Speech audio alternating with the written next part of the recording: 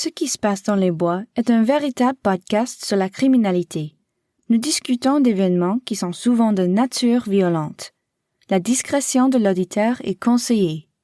What Happens in the Woods is a true crime podcast. We discuss events that are often violent in nature.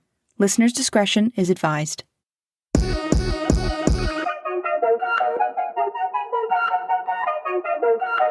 We all wonder what goes through a killer's head and what drives them to harm others.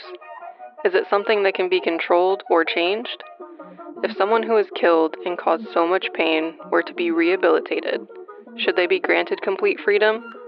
Can they be rehabilitated? Or should they be locked away for the rest of their lives? This is True Crime Podcast, What Happens in the Woods, with your host, Mara.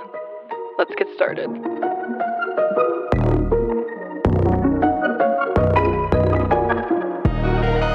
Well, hello, friends.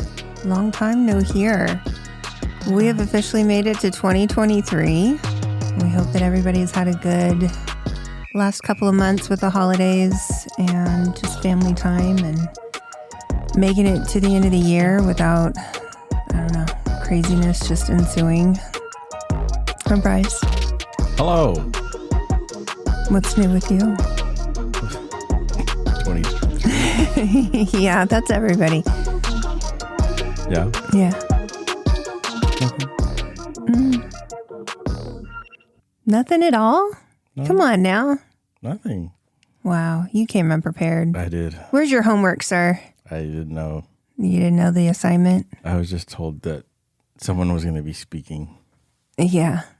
Well, today that someone is not me. No? No. No, so we have a couple of guests in the studio today that are recording with us. We have back with us Mara. Hello, Mara. Hello, everyone. So Mara and I did an episode a few months ago, but then she actually did Diane Downs. Downs. What did I say? Downs. Yes, Diane Downs. Sorry. Yeah. She did that episode in our third season. It's been so long. Man, it's been so long. But she has a case for us today, and she brought along a friend. So with us is also her boyfriend, Dean. Hi, Dean. Hello.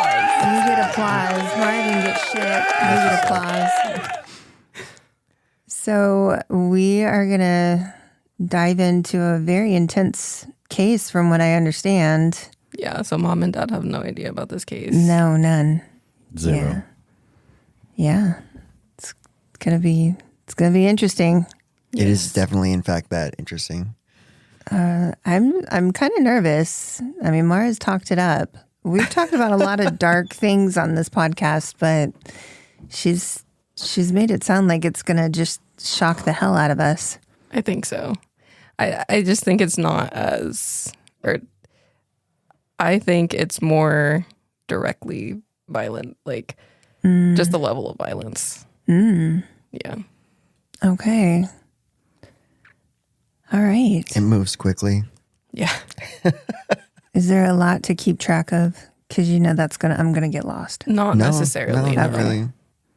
It goes fast. Okay. It goes fast. Yeah. All right. All right. So as mom said, this one is pretty gruesome today. I saw this on TikTok, actually. That's where I found out about it. And What is the TikTok? The TikToks. the clock app. Oh. And I found it pretty intriguing. I don't know how much international coverage it got. Like, I didn't necessarily have issues researching it, but it is old, so like a lot of stuff was archived. Oh. But yeah, I was a child when this took place, so you guys might remember it. I don't know. Oh. But it actually takes place in Canada, which when I brought it up to you, you were like, we haven't really covered anything Canadian. No, just the one, the Raffay family murders, but that didn't take place in Canada. Yeah. They were just from Canada. That took place up here. Yeah. Or down here, I guess you would say, from Canada. But yeah, I haven't really, it's not out of the realm. It's not necessarily considered Pacific Northwest, but Yeah. Parts of it Our is, I think. neighbors. Yeah, our neighbors to the north, It's a bit of a as we, stretch. as we like to call them. Yeah. Yeah. So I want to start out by saying something Mom always says, which is listen responsibly. This case does need some trigger warning, so if delusions, mentions of suicide, or violence such as dismemberment, decapitation, or cannibalism are triggering to you, this may not be the episode for you. And I will leave that judgment to you all. Please just be responsible, because this is a heavy one. Yeah, that sounds like a lot. Okay. You've set the tone, Mara. Yeah. Yeah. Thank you for the. Those are some very. I hope that everybody heeds those warnings. Yes. Those are some very intense things. Yes. Okay. Cannibalism. Do go on. Yes. Yeah. Right? So our story begins on July 30th, 2008 on Canadian Greyhound bus 1170. The bus was departing from Edmonton, Alberta, and its final destination was Winnipeg, Manitoba. So if you're not familiar with Canadian geography, as I am not, Yeah. this takes place across several provinces. Okay. Yeah. Yeah. So I looked it up. This bus ride would have been a long one. The whole bus ride would take about 18 hours because it's 742 miles from Edmonton to Winnipeg. Hell no. That is so long on a That's bus. way too long to be on the fucking Greyhound. I'm Yeah. so sorry. Absolutely not. So among our passengers on the bus was 22-year-old Tim McLean. McLean boarded in Edmonton and was heading home to Winnipeg from work. He had been working at a carnival in Edmonton, Alberta. Is he a carny? Yeah, That's he was what like I a barker. Yes. He's a fucking carny. He's a carny. Yeah. All right. He took a seat in a window seat in the back of the bus, just in front of the restroom. Oh, stinky seat. Ew. Yeah. That's where he chose to sit. Man, Started life off choices. Life Yeah, choices. because those seats don't even lean back. Nor would you want them to. You don't want to lean back and be closer to the stinky shit. Yeah, but at least everyone else gets to lean back. Right, You just you get know, to be lean back's important. uncomfortable. Yeah. Oh, 700 something mile ride. I'm gonna lean back. Yeah. Well, you chose the wrong seat then, sir. Well, okay, but you're in the back. You get to be by yourself, maybe. Like, leave me alone. Obviously not by himself enough. Shut up. Okay, so quite a bit later in the trip, the bus makes one of its scheduled stops in Erickson, Manitoba. At this stop, our other person of importance boarded the bus. His name is Vince Lee. Lee is described as a tall man in his 40s with a shaved head and sunglasses. Prior to boarding the bus, witnesses described him as being agitated, pacing back and forth, and speaking to himself in a foreign language. And this is not the first time Lee was seen acting in a strange manner. The night before, Lee had reportedly spent the night on a public bench, barely moving and staring straight forward, like eyes wide open. No. Unsettling. Yeah. Oh, no. He had a sign next to him that read laptop, $600 or best offer, that he ended up selling to a teenager for $60. Boy really took that best offer, didn't he? Yeah. What? Yeah, he was asking $600 and ended up selling it for $60. Desperate times. And it was a working laptop? It was You gotta do working. what you gotta do, I guess. Need that $60. I guess. I mean, that probably paid for his ticket. Yeah. Yeah. Yeah. The laptop contained, quote, personal letters and photos, as well as a note that expressed feelings of guilt at leaving China and confusion about life in Canada. After selling his laptop, he stood in an alley behind a convenience store, waiting to board the bus for 4.5 hours. So that was his personal laptop that he sold. Yes. Okay. He boarded the bus just before 6 p.m. Okay. Mind you, he had taken like the same bus route that we're talking about right now the night before, and he got off there. So he started at the same spot and got off and sold his laptop there. Oh. And then continued back on the bus like the next day. Okay. Okay. So when he boarded, he took a seat in the front of the bus. But later at a rest stop in Brandon, he took a smoke break. It was one of the breaks where you could get off, I guess. And he returns back to the bus. Instead of sitting in his original seat, he made his way to the back of the bus and took a seat next to McLean. It is reported that McLean barely acknowledged Lee when he came and sat next to him, and that McLean fell asleep against the window with headphones in. So it is unclear to me how long from getting back on the bus and sitting next to McLean when this takes place. Like, I don't know how long he's sitting next to him and then this happens. But basically, out of nowhere, Lee takes out a large hunting knife and begins stabbing McLean. Oh my God. A witness who was seated in front of the victim heard a blood-curdling scream and turned around to see Lee stabbing the victim in the neck, the chest, basically anywhere he could reach. He described Lee as looking very calm and cold and said he stabbed him somewhere from 40 to 50 times. Holy shit. That's a lot of In times. total. Wow. Oh my God. Passengers begin to realize what is going on, and they get the bus driver's attention, and they tell him, pull over. I mean, yes, please. Crazy shit going on. Yeah, people are like really trying to get off, obviously. Yeah. Running for their lives, like I craziness. mean, what does he do after he stabs the guy? He just sits there? He's just continually stabbing him. Yeah. Like, they can't Like, even takes get him- his attention. Oh my It takes some God. time to do 60 stabs, 50, 60 stabs. I mean, yeah. Yeah, from the time he starts and then like they're trying to get off the bus, like he's just doing, like no one can break his attention. Holy shit. Okay. So people are traumatized. The bus pulls over. Mhm. People are getting out, crying on the side of the road, throwing up. Yeah. Well, sure. It's a whole ordeal.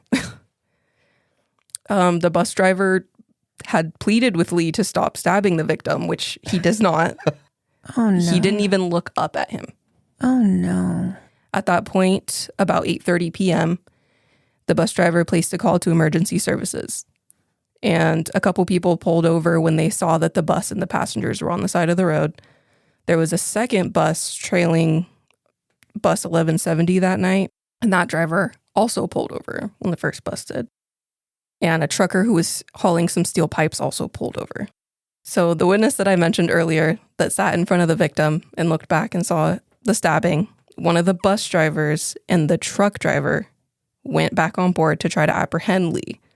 And I guess they took a hammer and a crowbar with them, All right. thinking they're going to apprehend him. I mean, a crowbar might, but a hammer? I mean, both will do some That's what they damage. had, I Smash guess. it with a hammer. I guess that's what they had. Yeah. I sure. As they boarded the bus, they saw Lee at the end of the bus decapitating McLean. With the hunting knife. Well, how big was this hunting? Yeah. knife? How big was the hunting Someone knife? described it as a Rambo-style knife. I'm not sure what that means. That means a big ass knife. But That's yeah, what that big. means. Well, yeah, but it still wouldn't easily decapitate somebody. I don't think It'd so. be a process. Like it's not going to be quick. So efforts to apprehend him were futile as he was swinging the knife at them, and they just ended up retreating off the bus. Like, what Yeah, I would have said that's your bus now. Yeah. That's I would have yours. just waited. I would have locked the door, grabbed the key off the bus, and just Yeah. locked the door. Yeah, Yeah. made sure everybody was out. That's basically what they did. So they Yeah. managed to lock him in there. They're guarding the door with their crowbar and hammer. Yeah. And I would have said that's yours. I would have threw a match at it, waiting to exhale a moment, and yeah, we would have been out. Peace out, bitches. yeah. So they have him on the bus. He's contained in the bus. The second bus driver that pulled over disabled the bus from the rear control, I guess, like outside. Disabled the bus so that he couldn't use it to try to take off. Oh, Yeah. okay. Lee ultimately decapitated McLean and held his severed head in view of the passengers Oh, wow. and then just dropped it on the floor. Wow. He did a mic drop with the guy's head. He did. That's a statement. Yeah. What the hell is wrong with this guy? He then went back to severing other parts of McLean's body and consuming his flesh. Oh, no. Oh, no. Okay. 10 minutes after the emergency call was placed, the Royal Canadian Mounted Police in Portage La Prairie arrived on the scene. Lee was contained in the bus, and like I said, the bus had been immobilized, so he could not escape. By 9 p.m., the RCMP was engaged in a standoff with Lee and had summoned negotiators and a tactical unit. They also started transporting the 30-something passengers away for questioning. By this time, Lee had been observed by police pacing back and forth and eating parts of McLean's body. Reportedly, Lee said, quote, "I have to stay on the bus forever," end quote. Why? Because he done fucked up. Yes. He said, "Y'all not gonna get me. I'm just gonna stay on this bus now." He had food. Stop. And a bathroom. You don't have to go anywhere. Wow. He done fucked up. Wow. Oh, yeah, he did. Okay. After 5 hours engaged in a standoff with the police, at about 1:30 a.m., Lee decides to try to escape out of one of the bus windows. Why would they even try to negotiate with a man who's obviously not in his right mind? I don't understand. What kind of negotiation can you have with somebody who is not... I understand the attempt. I get the attempt to, negotiate for maybe an hour. 5 hours with somebody who is eating another person? What sense are you going to make out of the situation? Please, sir. Please stop. Stop stabbing him. Please stop. Please set down the severed head. Yeah. Don't cut him up anymore. No. Okay. It's Canada, so they're probably like, yeah, please and thank you. Come on, Yeah. Okay. 5 hours is, I think. Yeah, on the side of the road. Yeah, you're maybe overestimating your ability to rationalize with somebody who is just engaged in decapitation and dismembering and eating body parts. Yeah, I'm not quite sure what they thought they were going to do in 5 hours. Yeah. I think that's a good question that I didn't really think about. Like, why are they? Right. I mean, I don't know if I didn't see any reports they attempted to, Why wouldn't you have just opened a window, thrown in some tear gas, immobilized him, and went in, got him, bam, done. 45 minutes tops. Mom's like, I got this handled. Right? Okay, come on. I was thinking, why didn't they just flood the bus with some kind of gas that would just knock him out? I don't know. Right. He's the only one in there. Right. And it's a contained area. They could have unlocked the door, thrown a tear gas, locked it back up. Done. It's done. Well, that wouldn't knock him out. It wouldn't knock him out, but it would make him, if you can't see and you can't breathe, you're not going to be able to wield that knife for very long. Well, I don't know. They're very nice in the north. Well, 5 hours is too long for this nonsense. I'm sorry. Just not having it. No. So he tries to escape out of one of the windows. Mm-hmm. He gets tased twice and finally taken into custody. Mm-hmm. They have tasers? Yeah. That's how he was tased twice. Mm. That's what finally did him in. Okay. Police retrieved what part of McLean's body they could find. Mm. The victim's ears, nose, and tongue were found in Lee's pockets. Oh, trophies. Keepsakes. Yeah. Snacks for later? Way better. Yeah, I don't know. I nailed it. Don't know. This poor man that's been dismembered. This poor man. And you guys are like, oh, it's just a tasty snack that this guy had. Well, who knows what this guy was thinking? I don't know what this guy was thinking. I can guess, but he very well may have thought this is a meal for the road. I don't know. He's hungry. Yeah. Other parts of the victim's body, like his eyes and a part of his heart, were never found, and it is presumed that Lee ate them. And eyeballs? Mm. Probably. Mm. And they're small, tiny. Yeah, they're Bite small. size. Yeah. Mm. The heart, though, I don't know. He may have stabbed it so many times that it like disintegrated. You know what I You mean? have to realize it's through bone. You like rip it open. Well, if he had a Rambo knife, he might have like sliced some pieces. I don't know. It's just hard because it's bone. I know. I mean, he was like consuming pieces of his flesh. So Yeah. he was doing something there. Okay. At 10 a.m., passengers were escorted by Greyhound employees to a local store to replace their clothing. I also read that they replaced other belongings that belonged to people as well. Hell yeah, we're not going on that bus for shit now. Yeah, like I'm things not were like- identifying my suitcase. Things were like covered in blood. Like Absolutely. It was a whole thing. Yeah, no. By 3:30 p.m., the passengers finally made it to Winnipeg, to their final destination. Did they have to be like drugged? Like, did they have to be put under to be transported? How do you keep going on your journey? Like, I'm not getting on another bus. Wait, right. Yeah. The PTSD is real. Seriously, though. Like, oh my God. I don't know. Some people may have been just like, whoo, we're out of here. Right? Shit happens, man.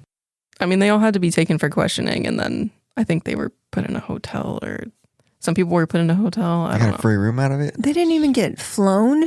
Like, No. they're getting to fly? I don't believe so, no. Oh my God. It was, they were only like, that's the thing about this too. They were like an hour away from being done with the trip. Oh, Oh, well, yeah. okay. Like they had made it most of the way. Like I said, Lee got on, I think it was like 10 hours into this trip, like for McLean, because, you know, he was going the whole way. Mm-hmm. So he got on about like 10 hours in.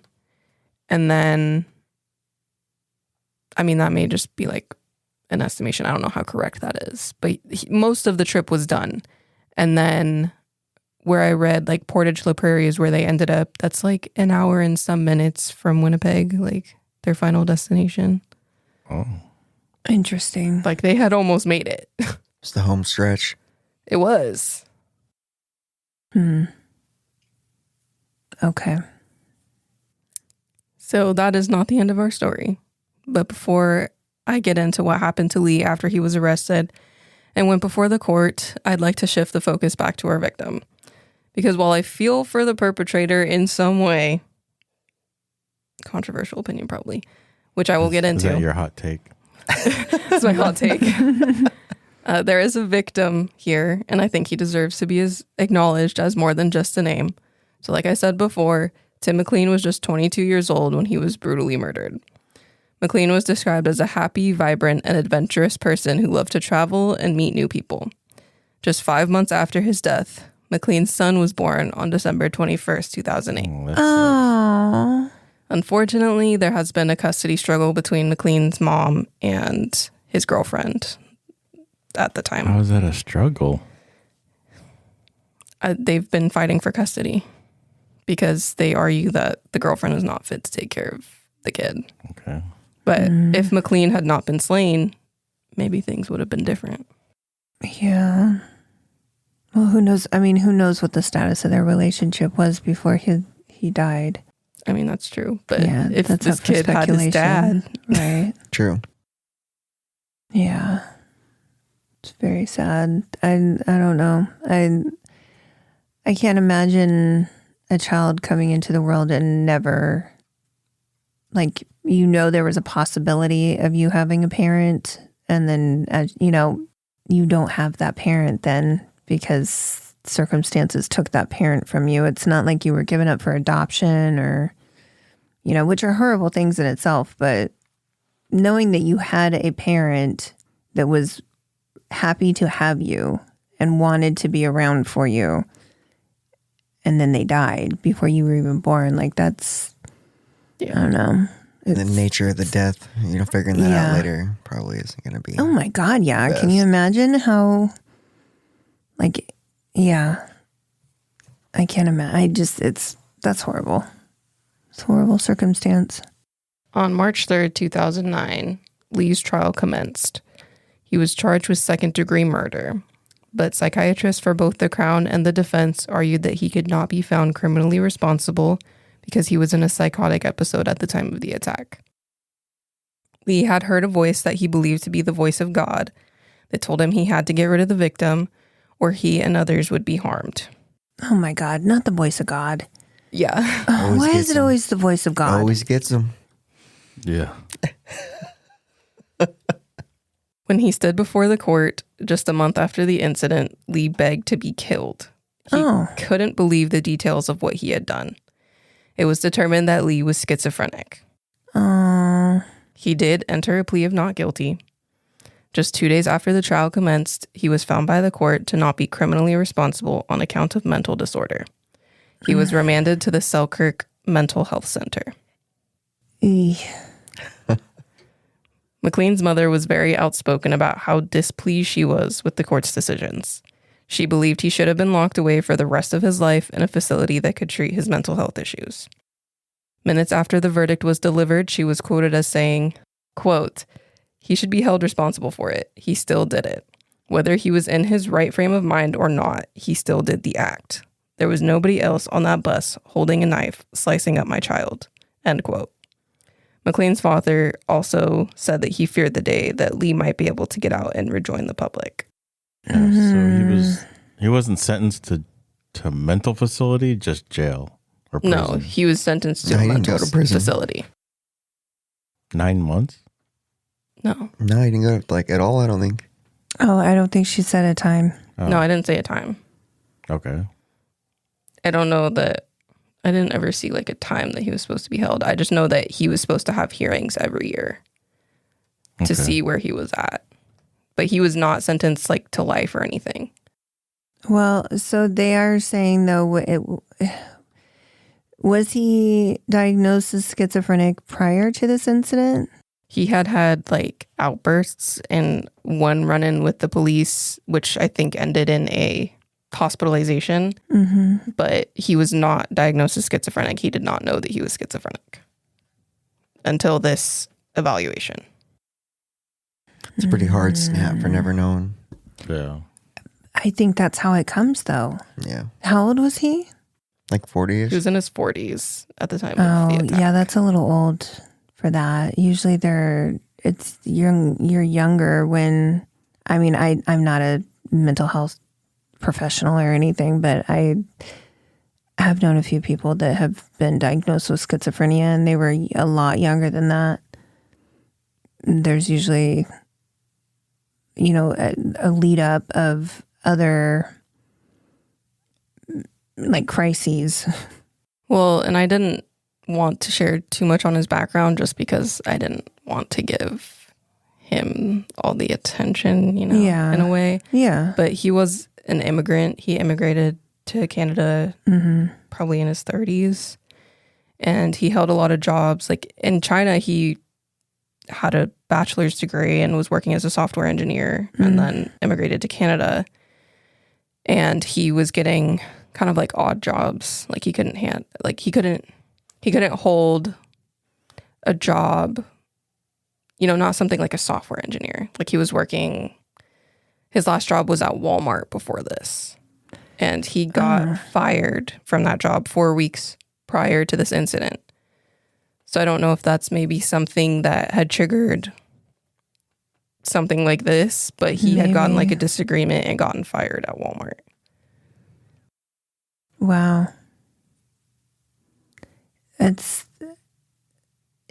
so he immigrated to Canada for work, or was he on a work visa, do you know, or something? I don't think so.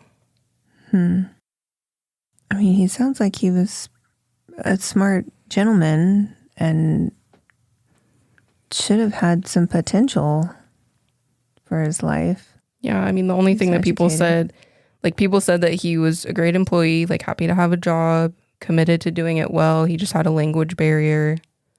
But it was frustrating sometimes. Yeah.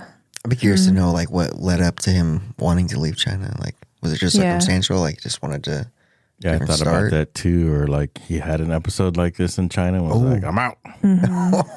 Because I mean, Jess could be right. Your mom could be right. Like maybe he did have an episode in China and like he was just like, yeah, I'm getting out of here. Yeah. Maybe. Because, I mean, those records wouldn't necessarily follow him. No. You know? Yeah, it was like in the 90s. Yeah. He was in China. I think the early 2000s when he came over to Canada. But I didn't see anything really on why he wanted to immigrate to Canada. Just that he did. Yeah. I don't know, it just makes me wonder what else he could be exhibiting in mental health issues. One break could do it, and you could do this, but I would think that there was probably some lead up to it. Yeah. You know, that's, I don't know.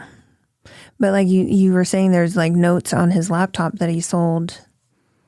Like, why did he leave his country? And yeah, it was like a bittersweet thing for him. Like, he was glad that he came, but he was also like, I left China, like my home, and everything's so different here. Like, it's not how I expected it to be. So, I mean, that could probably contribute to probably being in a place where you can't necessarily communicate with other people due to a language barrier. Right. And maybe just feeling outsider. Yeah, that could do it. And, you know, a lot of people think of North America or over here as like the Holy Grail, like, oh, I'm going to go there and my life is going to be so much better. Right. And then getting here and not having that experience. Yeah, no. The reality is it's not like that. Yeah. It also, I mean, just to kind of circle back, I understand why the mom would be upset at his sentence. Absolutely. I can appreciate that and definitely would have some similar feelings. I'm just curious to know what, I don't know, maybe you're going to discuss it, but like I'm curious to know what program he was put in and why they chose to do that instead of giving him, like, doing that and then putting him in jail. You know? I think it's just the way that their laws work because he was found not criminally responsible. Like, he doesn't hold. He's not. So they wouldn't do any jail time at all because of that. So I don't know that for a fact, but it was hard to find. Like, I was trying to understand how the Canadian system it's a little bit different. I don't know necessarily in America though that you would go to an institution and then serve jail time afterwards either. But I can feel that there's no sense of justice there for your child, you know? Yeah. Yeah, I think a lot of times in America, it works like you either get like a reduced sentence, I think, based on your level of insanity, or they have like the mental institutions that are like jail. Right. For your like still serving time, but it's just like under strict like mental health regulations. Yeah, that is pretty much what this is. Oh, okay. He was very closely monitored, which is what I was going to get into. Yeah, because we have like Western State Hospital. Yeah, and, Western State's what we got over here. They have medical facilities. They have, I mean, there's different places for people to go, but I don't know. I wonder if that's for reform, and I'm all for that. If it gets him mental health help and it you know, helps him reform so that he can reacclimate into society and manage those things, then I don't think that that's a bad decision. However, there still is a person who is dead and died in a very horrific way. And it's very hard as a parent or as a loved one that, you know, that's how their family member was killed, to be okay with that answer that you're given, basically, you know. you just got to suck it up and deal with it, knowing that your loved one is dead and the person who killed them is, doesn't necessarily have all the freedom that they used to have, but they're not maybe serving time that you think that they should serve. That's... Yeah, like the level of rehabilitation and like for reacclimation after like a snap like that, I feel like it would have to be at least at bare minimum a year. I would think, Minimum. I would think longer than that. Right. Yeah. That's what I'm going to get into. Okay. So on June 3rd, 2010, at the first of Lee's annual progress hearings, Lee was granted supervised outdoor walks within his mental health facility as voted on by the Criminal Code Review Board. The passes started at 15 minutes and increased incrementally to a maximum of 1 hour twice daily. At the next hearing in 2011, Lee was granted permission to spend a full day outside of the grounds with a staff member. The next year in 2012, he was allowed 30-minute to full day trips into the community of Selkirk with a staff member and a security officer. In 2013, he was granted permission to make supervised day trips to local beaches and was allowed unsupervised walks on the hospital grounds. In 2014, he was allowed to have unsupervised visits into Selkirk starting at 30 minutes and working up to a full day. His visits to surrounding areas were also relaxed, and he was moved to an unlocked ward at the hospital. In 2015, it was recommended Lee be moved to a group home in Winnipeg, which he ended up doing. In 2016, Lee changed his legal name to Will Lee Baker and petitioned to be able to live independently, which was granted. And finally, on February 10th, 2017, the Manitoba Criminal Code Review Board ordered Lee to be discharged. Lee was granted an absolute discharge. There will be no legal obligations or restrictions pertaining to Lee's independent living. So that was 9 years? Yeah. So that's a time span. I mean, Yeah. Yeah. still though, no kind of like after probation or. Well, he was granted to live independently for a moment in 2016. So they worked him up to that, basically. He was still he was being monitored for making sure he's taking his medication, doing what he's supposed to do. Mm-hmm. But in 2017, he's off the hook. He's done. So there's no follow-up? No, not anymore. He doesn't check in with anybody once a year? Like nothing? I don't believe so, no. It just sounds like they're like, he was discharged. And that's what I was reading, that document. Yeah. There's like an official document. Like he's fully discharged. Ooh. So as I mentioned earlier, I do feel for Baker. This entire case begs the question of, can people who commit acts like this be rehabilitated? Right. He was interviewed in 2012 and he showed great remorse.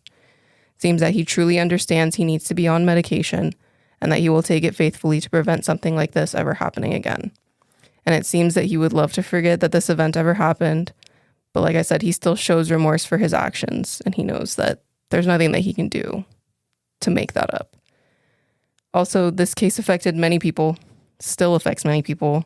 There's several people who were on the bus that still struggle mentally after witnessing the gruesome scenes. And one of the officers who responded that night ended up taking his life due to PTSD. Oh my gosh, from that incident? Yeah. So that's what sucks is Oh, wow. they gave the guy with schizophrenia all that help, but then the officer, like, I don't know if he got help, you know what I mean? Or maybe he didn't say anything, but Had to have been signs. yeah. Yeah, his family said like there was signs and he was struggling with it, and they knew it was mostly due to this event. Yeah. I guess maybe I'm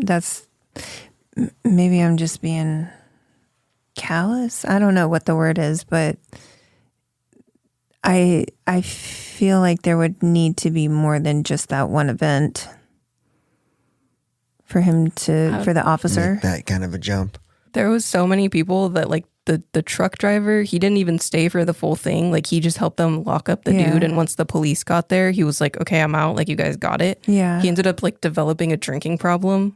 Wow. Because of this event. Like there's a lot of articles on people that are just so messed up from this event. Like there's a girl that I read about that she was on the bus. She was one of the passengers, and she like has such severe depression and is affected by this event so much that she's still fighting for custody over her children. Like they determined that like she shouldn't be fit to have her children because she was struggling with all these issues. Wow. Yeah, like it's like affected people. Like there was another couple that I read about that was in the seat across from him, like across the aisle. It was a young newlywed couple, and they were actually coming back from like some event where the husband had won an award or like a scholarship. He was getting ready to go off to college, and they were traveling, you know, they were going to move to the big city and have this new life when he went off to college. And after this event, they just kind of were like, that's not for me. I'm not going to the big city. They like completely changed. Like he ended up like failing out of school, and like they just completely changed like their life path. Yeah. Wow. So he has had effects on more than just McLean's family. There's definitely a ripple. He caused a ripple. Yeah. Definitely. Because think about it, like that level of violence with a knife like that, there's going to be blood and like other things besides blood. And like there's just going to be a lot going on. Yeah. So the couple that I was talking about that were sitting across from him, there was like blood splatter all over their things on them. And faces. like they were one of the first people, the husband was one of the first people to get out. Like, I'm out. Like, and he had to go back for his wife because she was just frozen. Oh, no. Like everybody was getting off and she was just like. How many people were on this bus? I seen conflicting reports from like 34 to like 36 people. Oh my God, that's a lot of people. Yeah. That's why I said earlier, I said 30 something. I mean, I don't think that's a full bus by any means, because those Greyhounds can carry like 100, I don't know, 70 people to 100. I mean, they're pretty big. Yeah, I'd have to call someone from work. Well, I'm just thinking there's usually like 20 rows? Sure. I've never been on a Greyhound bus. I have, unfortunately. And there's, I don't know, depending upon the type of bus, there's either 2 or 3 seats. It's like maybe 70 people. 56 people, maximum 56. capacity of a Greyhound. Really? Yep. It feels like so many more, much more. Yeah. I mean, 56 is not a small amount by any means, but okay. Like 30 people, if you think about that, that's like a full classroom of kids. Yeah. I mean, that's damn near full. It's just not all the way full. There was room for stretching out and everything, but I guess I can see where this. I by no means am I discrediting anybody's experience from it. I've never seen anybody do such a thing, so I don't know how I would react or what it would do to me afterwards. Yeah, for sure. It's very unfortunate that it's affected so many people. Have you guys heard of this case before I brought it up? No, I have never heard of this. I'm surprised by that because I don't know how much of an effect it had on Canada. Obviously, like I couldn't find that any like safety measures were taken. Like, how did he get a huge knife on the bus? Like, people were calling for stuff like that. Like, can we not let people on with like huge weapons? But I haven't seen anything before 9/11. Yeah, no. Yeah, 2008. Oh, 9/11, 2001. What did I say? Yeah, so this was afterwards. Yeah, but this is Canada. What the hell I was thinking about? Right, but I mean, security measures have been beefed up in quite a few places because of 9/11. I'm pretty sure getting on the ground, like you can't take like weapons like on your carry-on, but I mean, he just done hopped on the bus with a knife. Yeah, there's no security checks at bus stations. No, they're there's not not. Checking your luggage. They're not doing pat downs either. But most of them have like the security wands and the walkthroughs. In Greyhound? Yeah. I don't know about. Do they not? No. I thought they did. I don't know. I don't think they showed that high of a level of concern. The last time I was on a Greyhound was I was in high school, so I don't know. I think there's guidelines, but not much like enforcement. They don't care about people on the bus. There's poor people on the bus. They can blow those things up all day. You think I'm not kidding? There is no security at a Greyhound. Yeah, station. Greyhound is not. Or at any bus station. Period. I mean, any city. Yeah, like a city bus. Yeah. Yeah. Go to You a just city hop bus on. station. People were like, you could walk in with a bat, you know what I mean, or a machete. At transit centers, there do be security guards. Yeah, what are they going to do? They don't do nothing. I'll throw my keys Yeah, at they you. don't do anything. Stop. Might be like, can you please leave? Like, Yeah. come on, man. But like airplanes, there's tons of security because people pay a lot of money to get on there. Yeah. And, 9/11 shown that they could fly through buildings. But yeah. Buses. No, you're right. It is an inexpensive way to get from point A to point B, and it's really not in the best of conditions. I don't even want to talk about the United States security. Like, people just walk into train stations. I'm not trying to shed light on it. Maybe I am, but just people could walk right into a train station. Yeah. There's no checking bags. No, I know. I know they're not checking bags, but I thought you would go through metal detectors at least. This was like in a small town where he boarded this bus of like 400 people. So I don't know what kind of bus depot that they. No, there was I'm none. sure it was They're just. taking the luggage and I throwing mean- it right on there. Yeah. Yeah. Because in Eureka, the bus depot, the Greyhound bus stopped at the local coffee shop. You would sit and wait at the counter and get some coffee before your bus to show up. Yeah. And it would just come and pick you up in the parking lot. Yeah. I actually had to take that bus from Reading. Or no, not from Reading. From, where did I get bused from? Up to Reading. From Martinez, I guess. I don't know. That was horrible. It was a horrible experience. But I mean, I can't imagine. It's crazy to me to think that you're just going to get on with this fucking knife. Like, yeah. How is there not more of a concern about this? Like I said, as far as I saw, like there were no measures taken or repercussions or Just good faith guidelines. yeah. We're just getting. You better not. If don't do it. If you see it, report it. Yeah. Yeah. Yeah, and what are you going to do? What are you going to do if somebody just decides to shoot up a bus?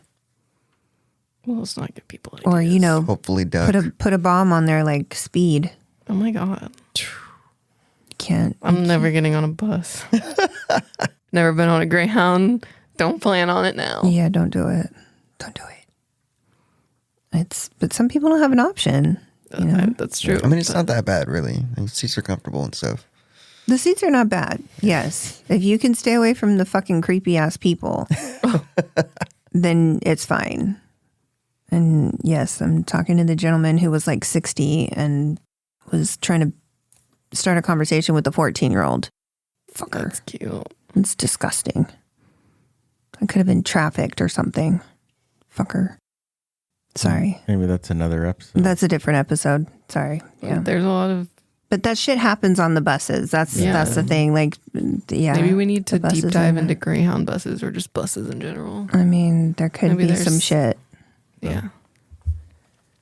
I'm sure there is a lot of stuff because, you can remain anonymous on a bus. They don't care who you are or what you're doing. You really don't even have to show an ID. I've ridden on a small city bus where the bus driver was just me and the bus driver, and he was smoking a cigarette out the window. Yeah. Like, it was just like, Yeah. It is what it is. Yeah. Well, that was an interesting case. Thanks, Mara. What kind of Thank you. what kind of TikTok are you on? right? I know. Like, what's your For You page like? Why is your For You page like that? What's wrong with you? Well, I'm kind of, yeah. I mean, a lot of my For You pages and stuff is like that, but that's interesting. How did you get on that? I don't know. It came up and it was like, I've been seeing TikToks of like weird cases and stuff. And Yeah. that one came up and I was like, excuse me? Because You did what? we've talked about it before. Like I went through a phase where I was obsessed with a lot of weird crimes and serial killers. And so I know a lot of the prominent ones and I know some other crazy ones, but had never heard of that. And I was just I was intrigued, but also wondered if you guys had heard of it because it happened in 2008. So I wouldn't have remembered that. I would have been a child. Yeah, I'm not the researcher. I wasn't into a whole lot of true crime stuff in 2008. Well, I mean, there was even so much coverage about the fact that he was getting out. Like, people were so upset about it. So, you know, it's been brought back up. Like, 2017, it was brought back up. Like, this guy's trying to petition to get out. Like, people were mad. I really don't remember it. I mean, I hope that he is taking his medication and that he's been able to since find some sort of fulfillment in his life. Yeah. I'm sure there are plenty of people who would, you know, love to do him harm or have some very strong feelings about him being out. But this obviously was a cry for some help. Like, this was a psychotic break. Yeah. And that is the thing with things like this. When they happen, people can't help themselves. I mean, I don't think anybody chooses to wake up in the morning and kill somebody as brutally and violently as that. I don't know. Or chooses to hear voices. Right. That why is it always God, though? You. He thought he was like the second coming of Jesus, apparently.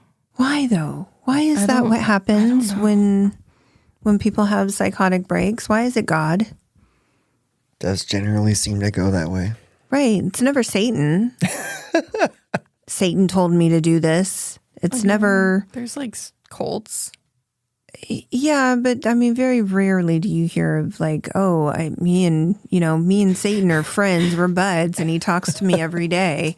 Tells me to do some crazy shit. But, you know, we sing songs about what a friend I have in Jesus, and God's talking to people that are like, why is it always God? That's also something that he said in his interview from 2012 that I'll send to you so you can link it. But I mean, he truly like seems remorseful and regrets his actions. But he said they were asking him, you know, how would you know? Like, how would you know if, you know, your medication wasn't working, or would you know, like, to not stop taking your medication? Like, he was saying, you know, I know that I need to be on this medication. It's not normal to hear voices. And he was like, I know that Jesus would not tell me to do things like that. No, absolutely not.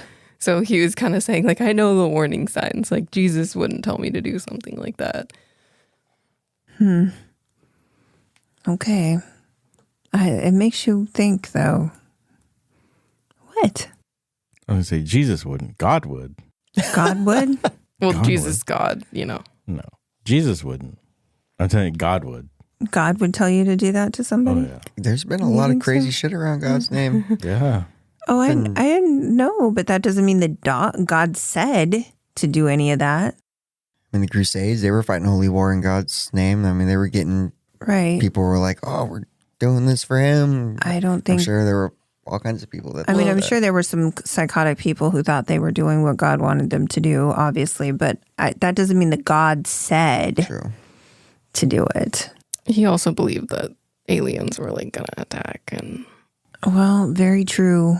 I mean, that's always a possibility that I'm scared of. Okay, well, don't listen to the voice in your head. There's no voices telling me that. Okay. I don't hear voices. I had a conversation once. I don't remember with who, but we always think aliens would attack us because as humans, that's what we would do. Right. Yeah. Ooh. You know what I mean? That's a mind fuck. Yeah, no, because we're putting our value, like our as alien. You know what I mean? Sure. Like, we don't know if aliens are peaceful. I'm not saying that they're not. You know, it was weird that we're always thinking that aliens are going to attack because that's, as humans, that's what we would do. Right? They came, they saw, they'd instantly want to conquer. Yeah.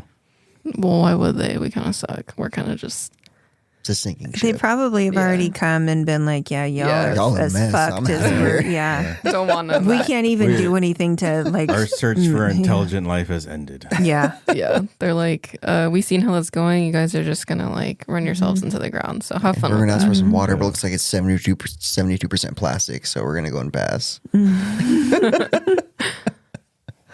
Yeah. I don't even think we're carbon based anymore. Plastic. Man. And there's like deep sea fish that have like changed into eating plastic. Like that's what they survive now. That's good. Oh God, no. All right. Well, we're screwed. Yeah. All right. Well, thanks, Mara, for that case. That was something. I'm going to have to look into this a little bit more. So I'm curious now. Thanks for having me. We'll see if you have me back again. Yeah, I don't know. That's a big iffy. Anytime. Well, don't forget there's WTFs coming. Yes. So, I mean, you have to gotta open up your schedule for that. Yeah, because I don't think you were on a damn one last season. I was on one, and I recorded from a hotel room. That's right. Oh, I remember that. Yeah. I was off traveling the world. You gotta be back for episode 1. Your dad has something planned. I know that there's fucking something planned. I know that there is. Mischievous. It's out of my hand. I can't. I'm scared. Send help. Yeah. It's always a wild ride when Brice is involved. I have nothing planned. Mm-hmm. Dun, dun, dun. I don't believe you. You can keep saying it, but that's fine. So, all right, everybody. Thank you so much for joining us. Thanks, Dean, for being a part of the crazy. Yeah. Well, you'll have to come back as well. Maybe a WTF. That sounds fun. I want to hear that. Those are a lot better mentally. Not so. Yeah, there's a lot going on here. All right, everybody. Well, stay tuned for more episodes coming your way. Thank you again for all of the support. We hope everybody had a good holiday. And as always, stay out of the damn woods. Stay out of the woods. Or off the Greyhound bus. Yeah. Bye, guys. Bye. Bye. What Happens in the Woods is an independent podcast and is managed and produced by Gospel for the Rebels, LLC. Research and content are presented by host Jessica, with all editing and producing done by your favorite resident techie, Brice. We believe in transparency and will always list our sources and information in our episode notes. We are always looking for new cases and stories to tell. We welcome your interaction with us on Facebook and Instagram at WHIT Podcast and at Twitter, What Happens in the Woods, INT2. Or if you prefer, our website is whathappensinthewoods.com. The campfire is open to all. Thank you for your continued support of our podcast. If you love us and want to continue to hear us bring you episodes, please share and like us wherever you can. But the best way to help us grow is to hit all 5 stars and review us on whatever platform you get your podcast fix. Until we meet again, campers, stay safe and stay out of the damn woods.